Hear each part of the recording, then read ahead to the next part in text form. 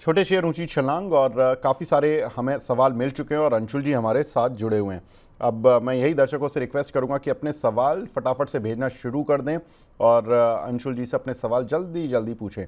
लेकिन अंशुल भाई एक चीज़ बताइए, ये जो मार्केट 2 दिन में साफ हुआ है जितना तेज़ी से, ये एक अपॉर्चुनिटी है या अभी और गिरने की संभावनाएं दिख रही हैं आपको? एक अपॉर्चुनिटी है। 2 दिन हमने डिस्कस भी किया था। कल भी 1 बजे जब मैं लाइव था, 25,050 पे मैंने सेल बोला था निफ्टी का टारगेट। और कल शाम को संदीप जी के शो में भी डिस्कस हुआ था कि 24,502.15 जो स्विंग लो है, ये टारगेट आते हुए दिखेगा निफ्टी पे। और बैंक निफ्टी पे 54,534.75।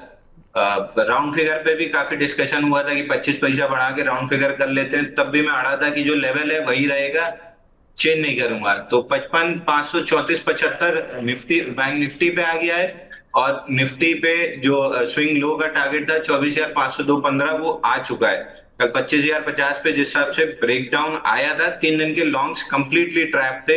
हम मान के चल रहे थे कि शॉर्ट ट्रैप होंगे, लेकिन कल सुबह जैसे ही 2 दिन का हाई स्वीप हुआ, एक डाउट बढ़ने लगा और 25,050 टूटने के बाद क्लियर हो गया था कि लॉन्ग स्ट्रैप है, एक फ्लश आएगा। और वो फ्लश आ चुका। मॉर्निंग में हमने लो जो स्विंग लोज थे उनको स्वीप किया है निफ्टी पे। बैंक निफ्टी में भी थोड़ी देर में रिक्लेम कर ही ले, बल्कि कर ही लिया, उसके ऊपर टिक ही रहे हैं। तो मोस्ट लाइकली 2:30 बजे तक देखूंगा। 2:30 बजे के आसपास मेरे को ऐसा पर्सनली लग रहा है, 2:30 बजे के आसपास एक शॉर्ट कवरिंग की वेव आनी चाहिए। क्योंकि मॉर्निंग में जो पैनिक करते हैं लोग कि एकदम दुनिया तबाह हो गई, सब खत्म हो गया, बेच दो बाद में नीचे मिलेगा, वो सब निकल गए पैनिक में। तो अब मार्केट हल्का हो चुका है। अब घबरा के जब वो वापस खरीदेंगे कि नहीं दुनिया तबाह नहीं हुई है, वो मेटेराइट आके धरती पे नहीं मारा है, हम डायनासोर नहीं है, धरती अभी खत्म नहीं हो रही, अभी जिंदा रहेंगे, वो सब वापस जब खरीदने आएंगे तो अपने आप मार्केट में तेजी आ जाएगी। क्योंकि एक आध खराब न्यूज आती है तो रिटेल इन्वेस्टर को लगने लगता है कि हम ही डायनासोर हैं, बस हम वो आएगा स्पेस से गोला और पृथ्वी खत्म हो जाएगी, फिर 1000 10,000 साल बाद ह्यूमन रेस जिंदा होगी। तो हम डायनासोर नहीं है, ऐसा कुछ होने वाला नहीं है। एक आध इधर उधर बम फूट जाए तो उसका कोई खास अंतर नहीं पड़ता है। ऑन द डिप्स आपको लॉन्ग करना चाहिए। 25,847 का निफ्टी पे टारगेट अभी भी खुला हुआ है। कितना बताया अंशुल भाई आपने? 25,847। अरे ज़बरदस्त।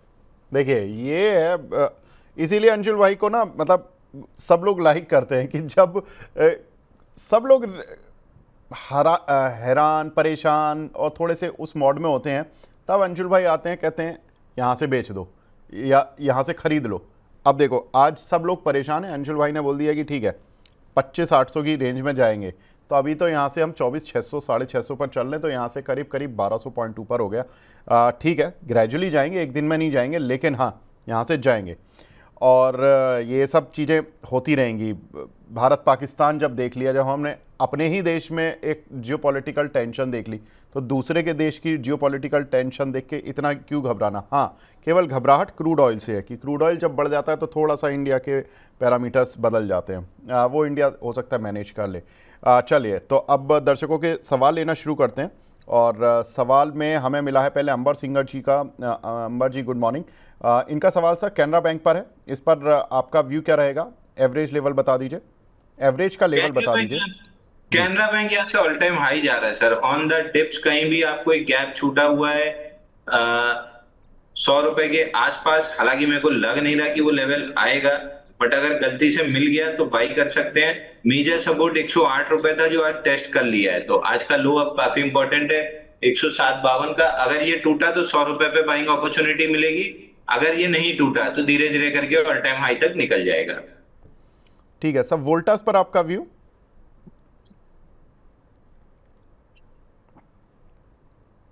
वोल्टास पे व्यू मेरा अभी भी बहुत बुलिश नहीं है सर। हालांकि 1221 के लेवल को प्रोटेक्ट करके चल रहा है। अगली मंदी मेरे लिए 1220 की क्लोजिंग के नीचे आएगी 1135 तक। तो मंदी भी बहुत ज्यादा नहीं है, तेजी भी मेरे को नहीं दिख रही है। वीकली चार्ट पे देखेंगे तो 1 2 3 4 5 6 7 8वां हफ्ता एकदम साइडवेज का है। तो एकदम साइडवेज चार्ट है।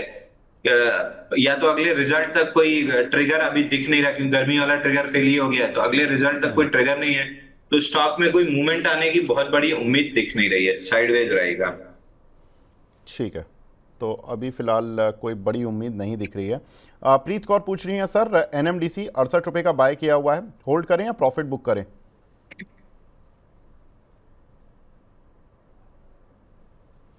एनएमडीसी स्विंग लो के आसपास आया है, जब तक इस पे 69 का स्विंग लो प्रोटेक्टेड है, लॉन्ग रह सकते हैं। ऊपर में पहला रेजिस्टेंस इसने टच कर लिया था 73.75 का, वहां से प्रॉफिट बुकिंग है। नेक्स्ट लेग में 80 रुपए निकलना चाहिए।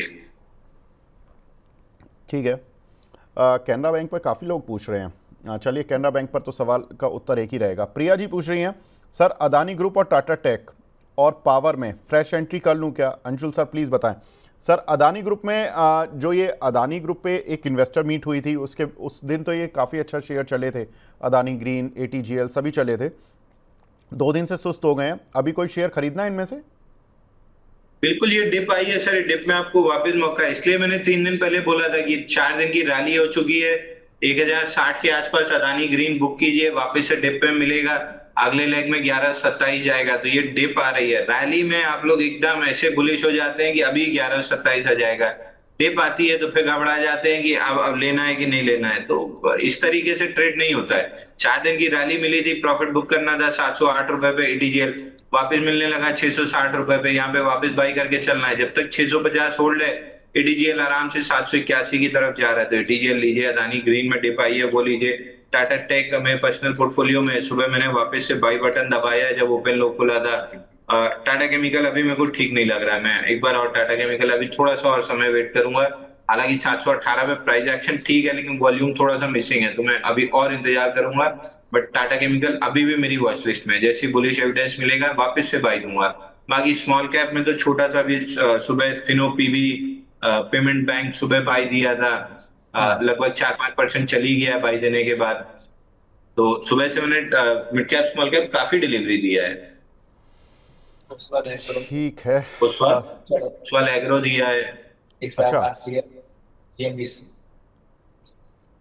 हाँ, उस्वाल एग्रो कितना पे दिया था?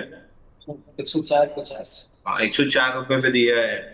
तो ऐसे डिलीवरी कॉल दिए हैं। अभी मार्केट में ऐसा कोई घबराने जैसी स्थिति नहीं है। हाँ, 24,500 के नीचे क्लोज होगा तब अरे, घबराने वाली स्थिति आ अंशुल जाएगी। भाई ये तो 8.5% ऑलरेडी ऊपर आ गया। ये आपने लग रहा है अपने देखिए, क्लाइंट्स को ही बात पैसा कमवाया, हमारे दर्शकों को नहीं कमवाया, ये कंप्लेंट है सर। ये आपकी गलती है सर। आप मेरे को 10:30 बजे बुला लिए होते तो मैं 10:30 बजे आपको दे दिया होता। मैं अभी अपनी गेस्ट कोऑर्डिनेशन टीम और सभी जो मेरी टीम के सदस्य हैं उनको अनाउंस करता हूं कि अंशुल जी को 10:30 बजे से इनवाइट किया जाए। ये 11 बजे का कॉन्सेप्ट नहीं चलेगा। अंशुल जी अब आप बिल्कुल तैयार रहें सर, अगली बार से आपको फ्राइडे को 10:30 बजे से बुलाया जाएगा। चलिए आगे बढ़ते हैं। एक हमारे दर्शक हैं, इन्होंने सवाल पूछा सर 290 पर लेना है, लेकिन इन्होंने ये तो पूछा ही नहीं कि शेयर कौन सा है। चलिए मैं इनसे रिक्वेस्ट करूंगा कि आप अपना सवाल भेज दीजिए। आशीष पाल जी हैं, कैप्री ग्लोबल पर पूछ रहे हैं सर, 185 के लिए हुए, क्या करें इसमें? कैप्री ग्लोबल, मुझे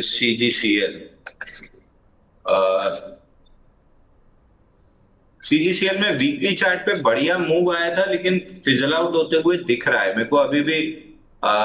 वीकली चार्ट पे स्टॉक ठीक लग रहा है। डेली पे, हाँ डेली में पुल बैक है, कोई खास दिक्कत नहीं दिख रही है। पुल बैक प्रोबेबली 166 तक आ सकती है, उम्मीद कम है लेकिन आ सकती है। और नई तेजी इसमें 182 के बाद डेवलप होगी। मैं अभी भी स्टॉक पे बुलिश हूँ। 182 निकलने के बाद मैं फिर बाई कॉल दूंगा 196 के लिए। बट ओवरऑल मेरे को 220 जाते हुए दिख रहा है। इस स्टॉक में खराबी तभी आएगी जब 159 के नीचे क्लोज करेगा। 166 तक की डिप मे भी आ सकती है, मे भी नहीं आ सकती है, बट हाँ बाइंग जोन के अंदर है। 173 166 बाइंग जोन है। 196 पहला टारगेट है। 194 96 पहला टारगेट है। ओवरऑल 220 दिख रहा है। ठीक है। टिंकू दत्ता चौधरी जी ने पूछा था कि सर 290 में मिले तो ले लूं क्या? अरे भाई दत्ता साहब ये तो बताइए 290 में कौन सा शेयर लेने की बात कर रहे हैं आप? बताएंगे तभी पता चलेगा हमें। अंशुल भाई साइंट में क्या करना है सर? साइंट में आपका व्यू? साइंट में मेरा व्यू बुलिश था, लेकिन ये स्टॉक भी अभी तक धोखा देते हुए दिख रहा है। हालांकि बहुत सेलिंग पे वॉल्यूम नहीं है, तो मेरे को अभी भी बहुत कुछ दिक्कत समझ में आ नहीं रही, लेकिन ये चल नहीं रहा है, इसमें कोई डाउट नहीं है। इंपॉर्टेंट सपोर्ट 1317 था, आज उसके नीचे है। प्रोबेबली क्लोजिंग अगर 1320 के ऊपर आ जाती है तो स्टॉक के साथ लॉन्ग होल्ड करना चाहिए। 1445 की प्रोबेबिलिटी बनी रहेगी, बट अगेन वही आईटी में मिड कैप स्मॉल कैप में मूव नहीं आ रहा है, तो लार्ज कैप आईटी टॉप 4 में ही इन्वेस्टिंग करना या रहना ज्यादा बेटर है। साइन एक मूव मिलेगा, प्रॉफिट लेके निकल जाइएगा। ठीक है। और एक हमारे दर्शक हैं हरी जी, ये पूछ रहे हैं सर नेट वेब में इसमें भी स्टॉप लॉस हिट हो गया, इसको होल्ड करके चलें या अभी एवरेज कर लें और थोड़ा सा?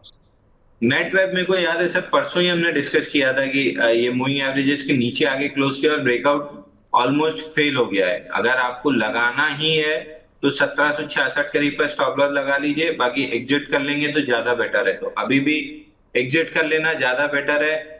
ऊपर में जब तक ये स्टॉक 1964 के ऊपर क्लोज नहीं करता है तब तक स्टॉक में मोस्ट लाइकली गैप फिल करने 1640 1650 तक नीचे आने की प्रोबेबिलिटी बढ़ गई है।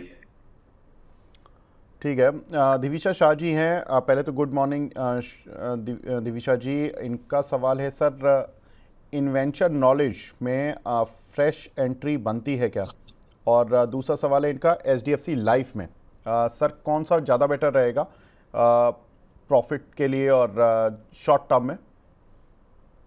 देखिए आईकेएस में तो बढ़िया ब्रेकआउट बन रहा है। ये स्टॉक मेरी वॉच लिस्ट में नहीं था, अच्छा डेटा कम है इसलिए मेरी वॉच लिस्ट में नहीं था। वीकली पे फ्लैगिश ब्रेकआउट है। आज इंट्राडे सुबह ओपन लो के साथ चला है, कहीं भी 1705 1710 में बाई करना चाहिए था। ऊपर में पहला टारगेट आपको जो मिलेगा 1828 का, और ओवरऑल इसका जो टारगेट है चूंकि 1763 पे एक हल्का सा रेजिस्टेंस है, 2-4 दिन अटक सकता है, बट इसका टारगेट 1929 का बन रहा है। अब डेटा बहुत कम है, आई एस आईपीओ है या क्या है, डेटा कम है इसलिए मेरी वॉच लिस्ट में नहीं था ये स्टॉक। बट 1863 के ऊपर टिका तो 1929 जाना चाहिए, स्ट्रक्चर अच्छा लग रहा है। ठीक है। और सर एक क्वेश्चन है श्रीनाथ नायर जी का, एल&टी फाइनेंस, इन्होंने एवरेज किया, वो एवरेज प्राइस है इनका 193 रुपये, 6 मंथ्स के लिए होल्ड करना चाहते हैं, क्या करें? और ऐड कर सकते हैं इन लेवल्स पर? 6 महीने का तो मेरे को नहीं पता सर क्या होगा, प्रोबेबली इसी के आसपास या इससे थोड़ा ऊपर ही मिल जाएगा। मिलने की उम्मीद तो ऊपर ही की है, बट हाँ 2-3 साल का अगर नजरिया रखते हैं तो 500 रुपए के आसपास के टारगेट आराम से मिलेंगे। अच्छा राइट साइड डेवलप किया है, अच्छा मूव, अच्छा ब्रेकआउट दिया है। अब कुछ समय इसको 4-6 हफ्ते लगेगा सस्टेन होने में, अगर कर जाता है तो 500 के टारगेट खुल जाएंगे। बाकी जितना लंबा पैटर्न है, ब्रेकआउट फेल होने की प्रोबेबिलिटी 5% है, 95% प्रोबेबिलिटी 500 रुपए जाने की है। सही है। सर टाटा टेक में अभी क्या व्यू है आपका कि टाटा टेक में देखा हमने थोड़ा सा प्रेशर बनाया 790 के आसपास से, अभी ये दोबारा पार कर पाएगा क्या 790 800 की रेंज? सर देखिए आज सुबह ओपन लो खुला था तो मैंने वापस बाई बटन दबाया है, तो सेबी के रूल के हिसाब से मैं बाई सेल की एडवाइस नहीं दे पाऊंगा, ना टारगेट स्टॉप लॉस दे पाऊंगा। सुबह वापस मैंने बाई बटन दबाया है। अच्छा बाय बटन दबा लिया, लेकिन क्या टारगेट रख रहे हो ये बता दीजिए। सर टारगेट नहीं दे सकता, target stop loss buy sell आप 30 दिन पहले 5 दिन बाद तक दे नहीं अच्छा। सकते। सेबी का जो वो रिसर्च अच्छा एनालिस्ट वाला रेजिस्टेंस तो बता सकते हैं, रेजिस्टेंस कहाँ पर है इसका? रेजिस्टेंस वही है सर, 802 रुपए का रेजिस्टेंस है, वहां तक तो पहले देखेंगे ही देखेंगे। अच्छा ठीक है, चलिए तो 802 रुपये का रेजिस्टेंस है। और अंशुल जी ने चूंकि ये शेयर आज खुद ही बाय किए हैं तो इसलिए वो इसको बाय सेल रिकमेंडेशन नहीं दे सकते, लेकिन हाँ जब एनालिस्ट ही बाय कर रहे हैं तो आप समझ सकते हैं कि उनकी कन्विक्शन क्या होगी। गेट सेट लाफ के नाम से एक आईडी बना हुआ है सर, उनका सवाल है यूनाइटेड स्पिरिट्स और रेडिको खेतान किस में फ्रेश एंट्री कर लें? तो यूनाइटेड स्पिरिट कल भी हमने डिस्कस किया था, परसों भी, कि 1498 के नीचे क्लोज हुआ तो फिर स्टॉक खराब हो जाएगा, और कल 1498 के नीचे क्लोज हुआ है और आज फॉलो थ्रू मूव मिल रहा है। तो वीकली चार्ट पे जो स्विंग लो है 1364, यहां तक एक बार प्रॉफिट बुकिंग आएगी तो अगर वैल्यू बाइंग करनी है तो 1364 के अराउंड एकदम आराम से कर सकते हैं। रैडिको कंपैरेटिवली ब्रेकआउट के आसपास खड़ा है, 113 दिन का कम्युनिटी पैटर्न बना है, ब्रेकआउट भी दिया था इसने 3 जून को, लेकिन ये सारी खराब न्यूज के बाद भी स्विंग लो नहीं तोड़ा है। तो रेडिको अगर 2700 निकाल देता है तो रेडिको आप बाई करके चल सकते हो। ऊपर में 2700 के ऊपर अगर टिका तो फिर रेडिको में 3200 तक के टारगेट खुल जाएंगे। ठीक है।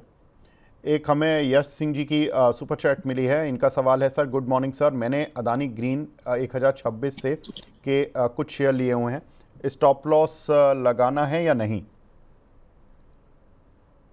मेरे हिसाब से मैं तो अदानी में बहुत ज्यादा स्टॉप लॉस रिकमेंड नहीं करता हूँ, बट हाँ चूंकि बहुत वोलेटाइल काउंटर है, अगर आपको स्टॉप लॉस लगाना ही है तो करीब 950 रुपए का क्लोजिंग बेसिस पे आप लगा सकते हैं। 976 मेजर सपोर्ट है, गैप छूटा हुआ है 910 के आसपास, तो एक बार 950 का स्टॉप लॉस क्लोजिंग बेसिस अगर चाहें तो लगा सकते हैं। ठीक है। एक हमारे दर्शक हैं बॉस ऑफ हेल, NBCC, पूछ रहे हैं कि होल्ड करूं या बेच दूं। 108 रुपए के कुछ शेयर पड़े हुए हैं इनके पास। एनबीसीसी भी ब्रेकआउट लिया था सर 163 दिन के कप एंड पैटर्न का, लेकिन वही है, लेफ्ट साइड की सप्लाई एकदम उसको ओवरटेक करने लगी है। डेली पे स्विंग लो और स्टॉप लॉस मतलब लॉन्ग लिक्विडेशन लेवल है 113 का। अगर 113 नहीं टूटा तो ये स्टॉक आपको 140 145 दे देगा, लेकिन 113 टूटने के बाद बड़ी तेज ये अपना गैप कवर करने 95 रुपए तक आएगा। तो अगर है तो 113 आपका लास्ट स्टॉप लॉस है, उसके नीचे लॉन्ग नहीं रहना है। सुशील शर्मा जी हैं, वो पहले तो आपको धन्यवाद देना चाहते हैं आपकी पुरानी रिकमेंडेशंस के लिए, और बोल रहे हैं कि आइनॉक्स विंड में मैंने लॉस बुक करके सर अदानी ग्रीन 992 पर ले लिया और ATGL पहले ले लिया है थोड़ा सा 688 पर।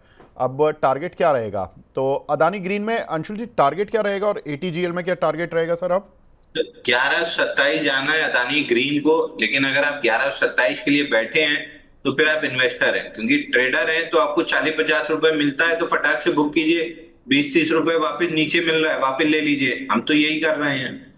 तो जी अगर आप इन्वेस्टर हैं 1127 के लिए वेट कीजिए, ट्रेडर हैं तो जहां 30-40 रुपए मिलता है बुक करके वापस से 20-30 रुपए 20 रुपए नीचे लेने की कोशिश कीजिए। और उस दिन 1060 पे इसलिए मैं बोल रहा था कि एक बार प्रॉफिट बुक कीजिए, 20-30-40 रुपए नीचे जहां मिल जाएगा। तो अंशुल जैसे भाई आपकी तरह स्मार्ट कैसे हो जाएंगे लोग? आप ये बताओ कि अगर आप 1127 का टारगेट दोगे तो हमारे दर्शक 1127 का ही वेट करेंगे। अब उस दिन क्या उनको था, पता नहीं होता ना सर, लाइव भी उनको थे सर। सर उनको पता नहीं होता कि 1060 पे निकलना है, 70 पर निकलना है।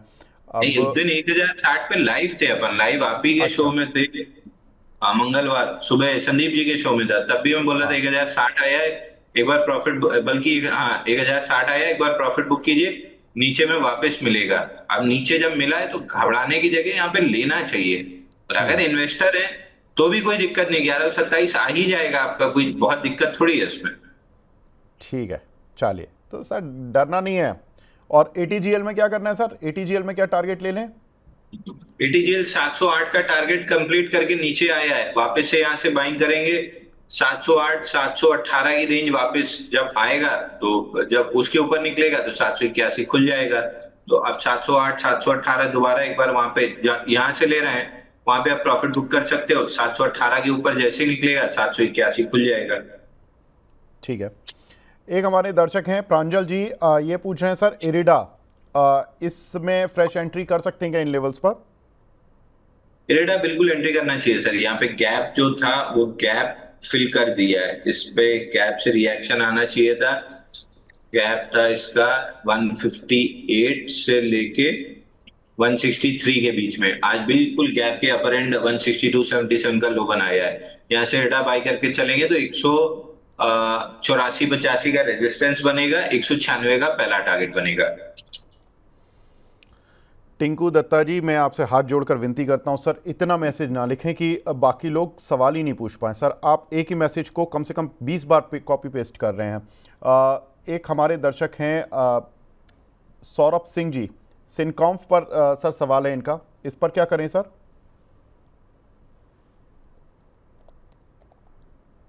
सिनकॉम में आज वापस से बाइंग पैटर्न बन रहा है। सिनकॉम अगर चाहें तो यहाँ से बाई कर सकते हैं, बट ये सब माइक्रो कैप के स्टॉक हैं तो स्टॉप लॉस के बिना बाई ना करें।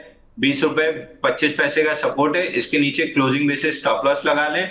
ऊपर में वीकली स्विंग हाई का टारगेट आएगा 23 रुपए 87 पैसे का, तो 2387 तक आ सकता है।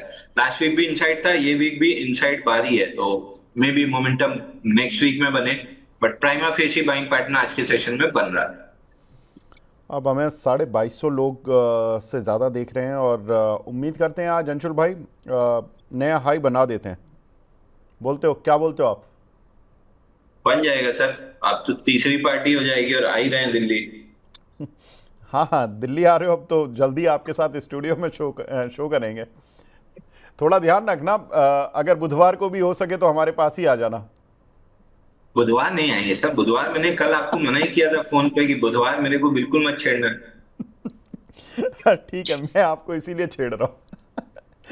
चलिए आगे बढ़ते हैं। विशाल शर्मा जी का सवाल है, वेल्सपन लिविंग बाय प्राइस है 143 का, शॉर्ट टर्म और मिड टर्म टारगेट क्या रहेगा सर? वेल्सपन लिविंग में वापस से देखिए ब्रेकआउट फेल हो रहा है, लेकिन आज गैप जोन में है, तो आप last line in the sand आपका रहेगा 129 रुपए। 129 के स्टॉप लॉस से होल्ड कर सकते हैं। धीरे धीरे 153 क्रॉस करके आपको 160 तक के टारगेट दे सकता है। मूव बहुत थकी हुई रहेगी, बहुत जल्दी जल्दी मोमेंटम एक्सपेक्ट कर रहे हैं तो नहीं आएगी। 129 जब तक प्रोटेक्टेड है, बुल्स इंचार्ज है, ऊपर तक 160 तक ले जाएंगे।